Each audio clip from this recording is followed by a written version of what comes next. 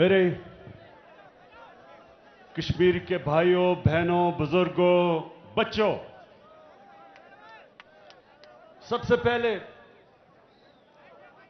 کہ اور کشمیر کا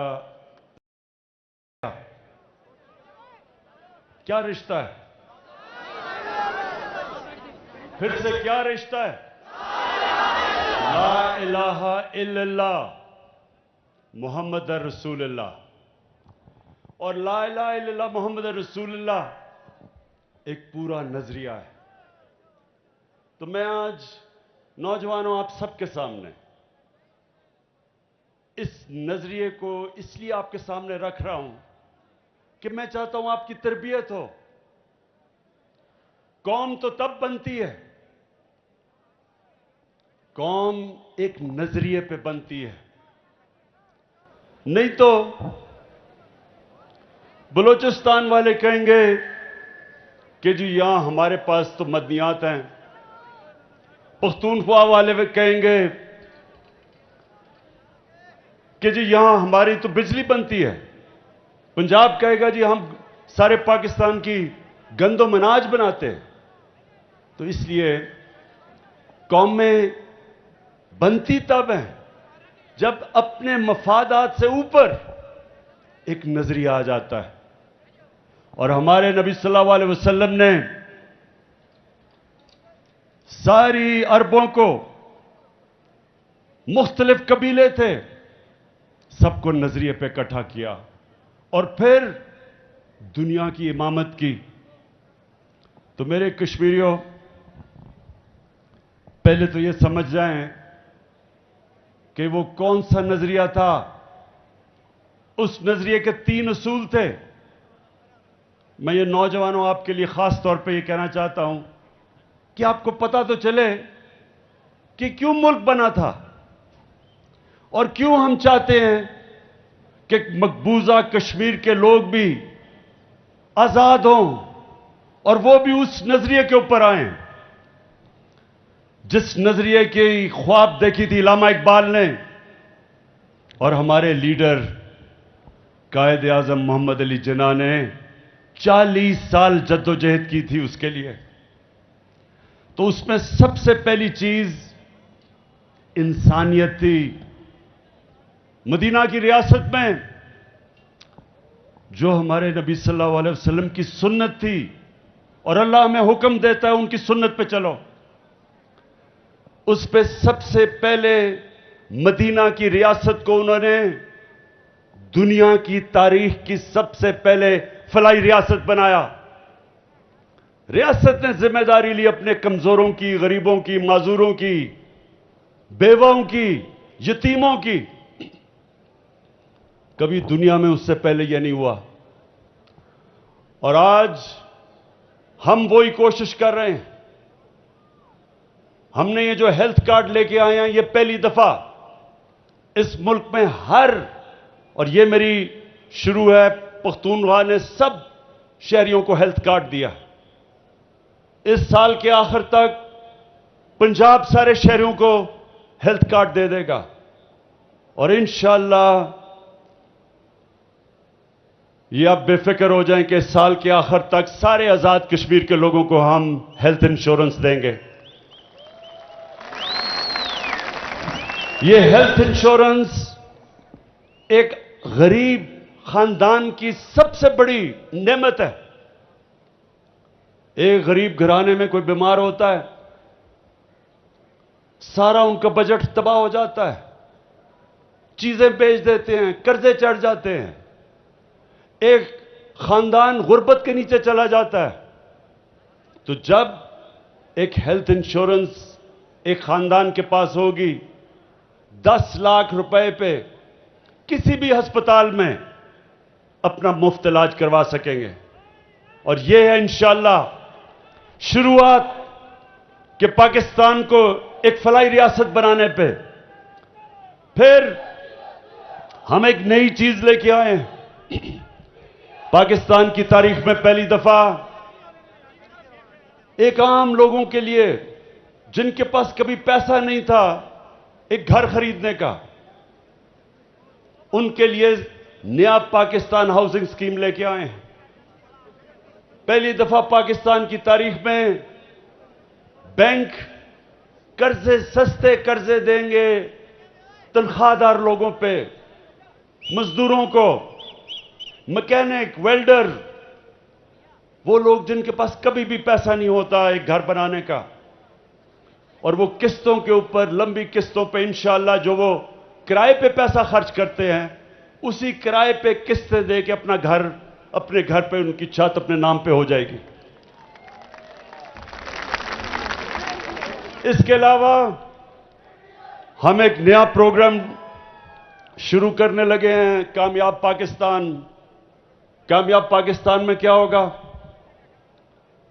سب سے پہلے ہر خاندان جو نچلے پاکستان کے جو 40% نیچے جو غریب خاندان ہیں، جو کمزور ہے طبقہ ہے 40% نیچے، ان سب کو قرضے سود کے بغیر دیے جائیں گے. ہر خاندان میں ایک فرد کو اپنے کو بزنس شروع کر سکے. اگر وہ کسان ہیں تو وہ کسانوں کے لیے قرضے دیے جائیں گے، جانور خریدنے کے لیے، کھادیں خریدنے کے لیے، سبسڈائز کرنے کے لیے. اور اگر وہ شہروں میں ہیں تو دکان خریدیں، ٹیکسی خریدیں، موٹر سائیکل خریدیں. یہ پہلی دفعہ پاکستان میں ہو رہا ہے کہ، اور یہ آپ نے سمجھنا ہے، دو قسم کے اکنامک ماڈل ہیں. ایک یہ کہ امیر امیر ہو جائے، اور جب وہ امیر ہو جائے تو وہ آہستہ آہستہ اس کے نیچے لوگوں کو فرق پڑنا شروع کرے، جس کو کہتے ہیں ٹرکل ڈاؤن. ایک دوسرا ماڈل ہے مدینہ کا ماڈل، کہ نیچے سے لوگوں کو اوپر اٹھایا جائے.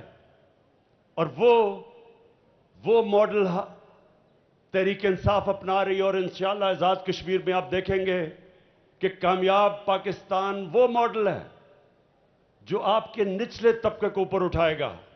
ہر خاندان میں پھر ٹیکنیکل ایجوکیشن دی جائے گی، ایک فرد کو قرضے، ایک فرد کو ٹیکنیکل ایجوکیشن، تاکہ وہ، اور آج کل ایسی چیزیں ہیں انفارمیشن ٹیکنالوجی میں کہ بڑی جلدی گھر میں بیٹھے بیٹھے خواتین، اگر ان کو آپ ٹیکنیکل ایجوکیشن دیں، وہ گھر میں بیٹھے بیٹھے پیسے بنا سکتی ہیں، اپنی آمدنی بڑھا سکتی ہیں. اور اس کے علاوہ ہم نے جو شروع کیا ہے پناہ گاہ، شہروں کے اندر جدھر مزدور کام کرنے آتے ہیں ان کے لیے سونے کے لیے جگہ، ان کے لیے کھانا، ان کے لیے صاف غسل خانے تاکہ وہ نہا دھو لیں، تاکہ جو بھی وہ پیسہ کمائیں دہاڑی کے، وہ سب اپنے بچے اور بیوی کو گھر بھیج سکیں. دوسری چیز میں یہ چاہ رہا ہوں کہ آپ سمجھ جائیں کہ کیا وجہ تھی کہ ہمارے نبی صلی اللہ علیہ وسلم نے جو مدینہ کی ریاست بنائی، وہ بنیاد رکھی کئی سو سالوں تک مسلمانوں نے دنیا کی امامت کی. تو سب سے پہلے انسانیت، اور میں یہ آپ کو بتاؤں یہ چائنا نے آج کیا ہے. پچھلے 30 سالوں میں انہوں نے 70 کروڑ لوگوں کو غربت سے نکال کے چائنا کو ایک سپر پاور بنا دیا ہے. یہ مدینہ کا ماڈل تھا. اور دوسری چیز قانون کی بالادستی. نوجوانوں یہ سمجھ لیں کہ انصاف کے نظام کے بغیر کوئی قوم اوپر نہیں جا سکتی. جب ہمارے نبی صلی اللہ علیہ وسلم نے کہا کہ میری بیٹی بھی جرم کرے گی تو اس کو سزا ملے گی، قانون کے اوپر کوئی قانون کے اوپر نہیں ہے. اور انہوں نے کہا جن قوموں میں انصاف نہیں وہ تباہ ہو جاتی ہیں. حضرت علی رضی اللہ تعالیٰ نے کہا کہ کفر کا نظام چل جائے گا لیکن ظلم کا نظام نہیں چل سکتا. تو جب تک ایک ملک میں، ایک قوم میں انصاف نہیں ہوتا وہ کبھی ترقی نہیں کر سکتی. تو یہ جو آج آپ تماشا دیکھ رہے ہیں، سارے بڑے بڑے ڈاکو کبھی کہہ رہے ہیں آج حکومت گرائیں گے، کل گرائیں گے. یہ صرف ایک چیز مانگ رہے ہیں. یہ چاہ رہے ہیں کہ عمران خان ان کو این آر او دے دے، ان کے گناہ معاف کر دے، ان کے کرپشن معاف کر دے. یہ وہ چاہ رہے ہیں جو ہمیشہ پاکستان میں ہوا، طاقتور کے لیے ایک قانون، کمزور کے لیے دوسرا. جو ملک، اور آپ کے کشمیر کے لوگ مجھے ساری دنیا میں ملتے ہیں، خاص طور پر برطانیہ میں، ان سے کبھی پوچھے کہ کیا برطانیہ میں وہ کبھی انہوں نے ایسے دیکھا کہ طاقتور ڈاکو کہے ایک طاقتور پکڑا جائے کرپشن کرتے ہوئے؟ کیا اس کی جرت ہے کہنے کی کہ مجھے این آر او دے دو، کہ مجھے میری کرپشن معاف کر دو، یہ تو صرف غریبوں کو پکڑو؟ کیا کسی کی جرت ہے وہاں؟ کبھی کسی کامیاب خوشحال ملک میں کسی کی مجال نہیں ہوتی کہ وہ کہے کہ جی میرے لیے ایک قانون اور صرف غریبوں کو جیلوں میں ڈالو. آج بھی پاکستان میں آپ جیلوں میں دیکھیں تو صرف غریب لوگ ہوتے ہیں. طاقتور ڈاکوؤں کو بھی ہمارا انصاف کا نظام نہیں پکڑ سکتا. کہیں کسی مہذب معاشرے میں، کامیاب معاشرے میں، خوشحال معاشرے میں ایسا نہیں ہوتا کہ ایک سپریم کورٹ ایک آدمی کو جیل میں ڈالے اور وہ پھر ایسی ایکٹنگ کرے کہ بالی ووڈ کے اندر بھی کوئی ایسی ایکٹنگ نہ کر سکتا تھا. ایسی معصوم بیمار شکل بنا کے اور جھوٹے میڈیکل ٹیسٹ دے کے اور وہ آج برطانیہ چلا جائے. یہ کسی مہذب معاشرے میں نہیں ہوتا. تو اصل میں کشمیر کے لوگوں یہ سن لیں میری بات، یہ ہے اصل پاکستان کی جنگ. اس وقت ہم اپنے ملک کے مستقبل کی جنگ لڑ رہے ہیں، جہاد کر رہے ہیں، اپنے بچوں کے مستقبل کی جہاد لڑ رہے ہیں. طاقتور کو قانون کے نیچے ہم لانے کی کوشش کر رہے ہیں جو آج تک طاقتور قانون کے اوپر رہا ہے. جس ملک کے اندر انصاف کا نظام ہے، قانون کی بالادستی ہے، وہ خوشحال ہے. جس ملک میں ناانصافی ہے، قانون نہیں، طاقتور کے لیے قانون، کمزور کے لیے دوسرا، وہاں غربت ہے. جتنے مرضی وسائل کے باوجود اس ملک میں غربت ہے. ملک کبھی بھی خوشحال نہیں ہو سکتا جب تک اس میں قانون کی حکمرانی، طاقت کی حکمرانی نہیں، قانون کی حکمرانی نہ ہو. اور پھر آخر میں خودداری، لا الہ الا اللہ، اللہ کے سوا کوئی، میں کسی کے سامنے نہیں جھکوں گا. یہ جب آپ کلمہ پڑھتے ہیں تو سب سے پہلے آپ کہتے ہیں کہ اللہ تیرے سوا میں کسی کے سامنے نہیں جھکوں گا. لا الہ الا اللہ ایک انسان کو غیرت دیتا ہے.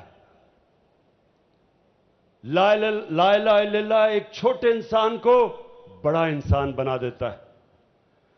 ایک کمزور قوم کو عظیم قوم بنا دیتی ہے. کیا تھا وہ مدینہ کی ریاست میں؟ غریب لوگ تھے، دونوں طرف سپر پاورز تھیں. Roman empire, Persian empire super power تھی، غریب لوگ تھے لیکن خوددار لوگ تھے. کسی کے سامنے جھکنے والے نہیں تھے، کوئی خوف نہیں تھا. وہ جانتے تھے کہ اللہ کے ہاتھ میں زندگی اور موت ہے، عزت ذلت ہے، رزق ہے. آزاد انسان تھے. دنیا کی تاریخ میں اتنی تیز ایک قوم اٹھ کے آدھی دنیا پہ نیچے آ گئی جو مدینہ کی ریاست کے ماڈل میں ہوا.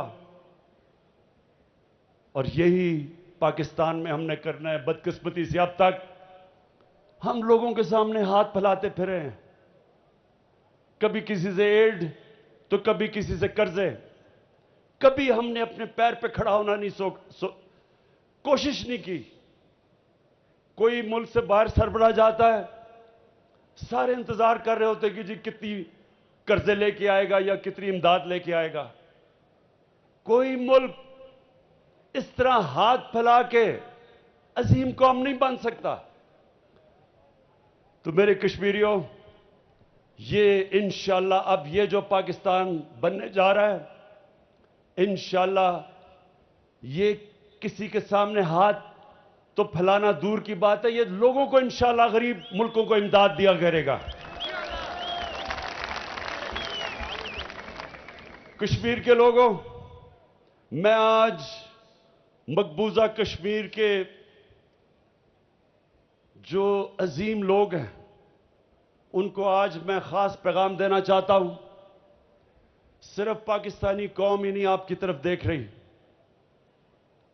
صرف ہم ہی نہیں آپ کے اوپر فخر کرتے. جس طرح آپ نے ظلم کے سامنے آپ کھڑے ہوئے ہیں، جس طرح آپ نے خودداری دکھائی، جس طرح آپ کی برہان وانی جیسے نوجوان جنہوں نے اپنے جانوں کی قربانیاں دی ہیں، صرف پاکستان میں نہیں آپ کو اپریشیٹ کیا جا رہا، اور آپ پہ ساری دنیا دیکھ رہی ہے آپ کی عظمت پہ، آپ کی دلیری پہ، آپ کی قربانیوں پہ. ساری مسلمان دنیا آپ کی طرف دیکھ رہی ہے اور آپ کے لیے دعائیں کر رہی ہے کہ اللہ ان کو اسی طرح صبر اور طاقت دے، اسی طرح ان کو جذبہ دے کھڑا ہونے کا اور ظلم کے سامنے کھڑا ہونے کا. کوئی نہیں سمجھ رہا تھا کہ جب نریندر مودی نے 5 اگست کو کشمیر کے اوپر جو ظلم کرنا، مزید ظلم کرنا شروع کیا، پہلے بھی ظلم تھا، کوئی نہیں سمجھ رہا تھا کہ کشمیر کے لوگ وہ برداشت کر جائیں گے. دنیا سمجھ رہی تھی وہ گھٹنے ٹیک دیں گے، لیکن کشمیریوں کا وہ جذبہ اور جو ان کے اندر ایمان ہے، وہ نہیں سمجھتے تھے کہ اس طرح کا مضبوط پختہ ایمان والے لوگ ہیں وہ. تو ہم آج سب آپ کو سلام کر رہے ہیں کشمیر کے، مقبوضہ کشمیر کے لوگوں. انشاءاللہ جو قرآن میں اللہ کا وعدہ ہے ایمان والے لوگوں کے لیے کہ ہر مشکل کے بعد میں آسانیاں پیدا کرتا ہوں. انشاءاللہ اچھا وقت آپ کے سامنے آ رہا ہے. ہم پاکستان میں آپ کے لیے دعائیں تو کرتے ہیں، میں آپ کو یہ کہتا ہوں کہ انشاءاللہ ساری دنیا میں آپ کا سفیر بن کر نکلوں گا، آپ کی آواز اٹھاؤں گا اور اٹھاتا جاؤں گا.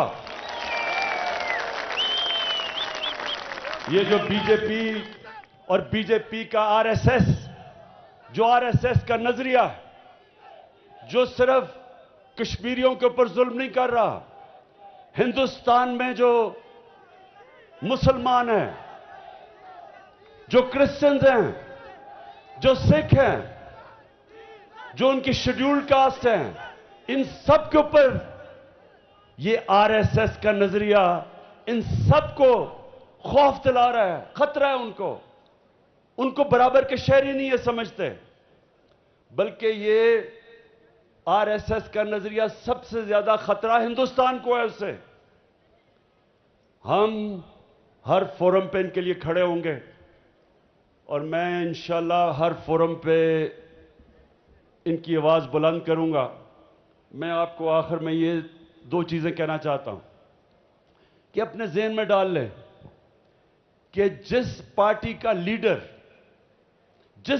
کے لیڈر کا پیسہ، اس کی جائیداد، اس کی بزنس پاکستان میں نہیں ہے، وہ کبھی آپ کے لیے سٹینڈ نہیں لے سکتا. اگر میرا پیسہ باہر ہو، میرے بھی جائیدادیں باہر ہوں، میں کبھی امریکہ کو ایبسولوٹلی نوٹ نہ کہہ سکتا.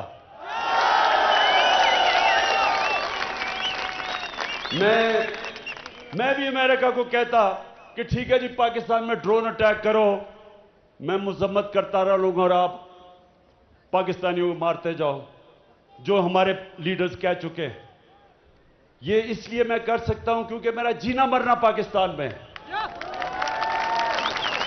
اس لیے کشمیر کے لوگوں کے ذہن میں ڈال لینا کہ پہلے تو وہ آپ کا کبھی لیڈر ہو ہی نہیں سکتا جن کی جائیدادیں اور بزنس اور پیسہ اور بینک بیلنس ملک سے باہر پڑے ہوں.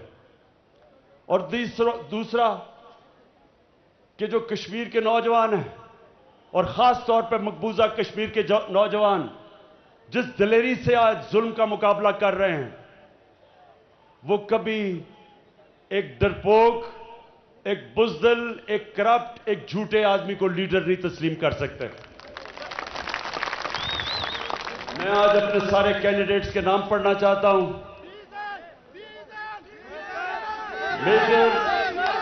میجر لطیف خلیق، سردار تنویر الیاس، سردار میر اکبر، چودھری امیر نذیر، عبد القیوم نیازی. نیازی یہاں کیسے آ گیا؟ یہ میں بڑا حیران ہوں. ویسے ہم نیازی ساری جگہ پھیل گئے ہیں.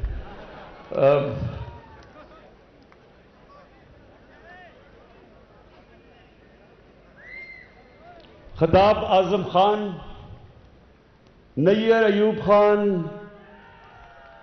اور مسز شاہدہ، سردار محمد حسین، فہیم اختر، یہ سارے ہمارے کینڈیڈیٹس ہیں. ساری پونچھ ڈویژن میں سب چاہتا ہوں کہ آپ ان کی بھرپور طریقے سے حمایت کریں اور 25 تاریخ کو بلے میں ووٹ ڈالیں اور انشاءاللہ تبدیلی لے کے آئیں. وزیر اعظم